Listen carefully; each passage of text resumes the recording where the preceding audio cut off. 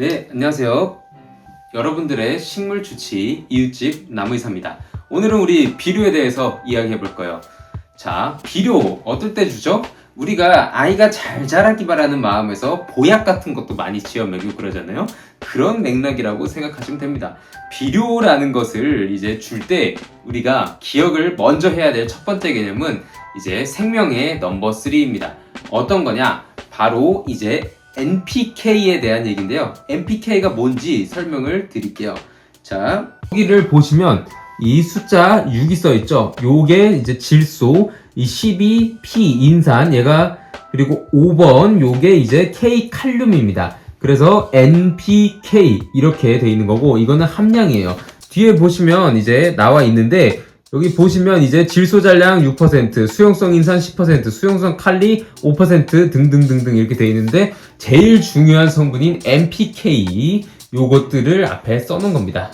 그래서 우리가 이 NPK들을 보고 이 숫자들을 보고 생명의 넘버 3라고 하는 겁니다. 이 세 가지 숫자들만 보고 우리가 비료를 선택할 수 있는 가장 중요한 근거가 되는 거죠. 그래서 그 기초 중에 기초를 말씀드릴 텐데, 이런 NPK를 이제 다량 원소라고 합니다. 식물에 아주 많이 함유되어 있고, 그리고 그만큼 결핍되기도 쉬워요. 그래서 얘네들을 다 균형감 있게 식물에 있어야 됩니다. 자, 그래서 N부터 설명을 드릴게요. N, 이제 질소죠. 질소 같은 경우는 이제 식물이 키가 쑥쑥 자라게 해주는 영양입니다. 그래서 식물의 키를 자라게 해주고 생장하는 데 주로 얘기를 해줍니다. 도와줍니다. 그리고 엽록소의 주 구성 성분이에요. 자, 이렇게 둘이 있는데 똑같은 장소에서 키웠는데 얘가 만약에 키가 더 크죠? 그러면 얘가 질소 함량이 더 많았을 수도 있다라는 얘기입니다.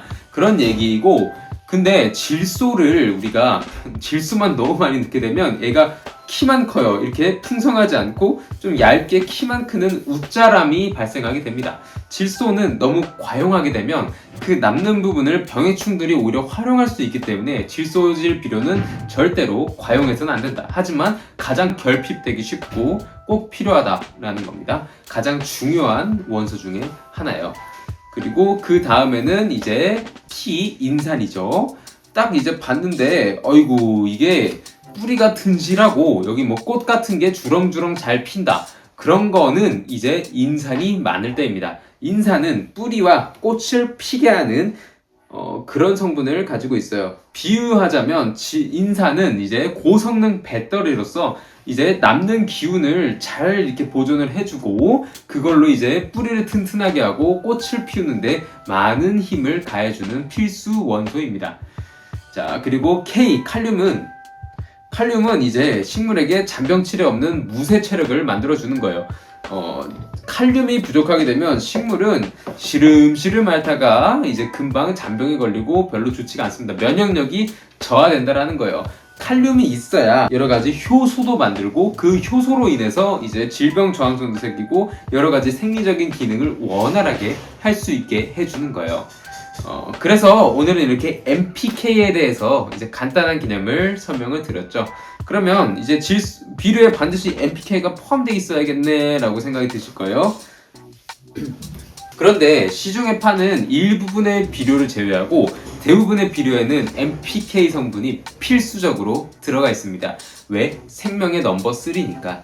물론 이제 포인트별로 하는 비료에 따라서 안 들어있을 수도 있습니다. 그런데 이제 어떤 비료는 질소에 특화되어 있고 인산에 특화되어 있고 칼륨에 특화되어 있습니다. 칼륨은 또 다른 말로 칼리라고 하기도 하는데요. 어쨌든 그렇게 해서 우리가 이 많은 비료들 중에서 내게 어떤 비료가 맞는지 선택을 해야 되는 것이고, 그래서 내 식물에게 어떤 게 필요한지 그거를 먼저 인지를 해야 됩니다. 그래서 내 식물이 키가 잘 자라지 않고 너무 성장이 더디다 그러면 질소를 좀 많이 챙겨주시고, 그리고 꽃도 잘 안 피는 것 같고 뿌리가 좀 부실한 것 같아.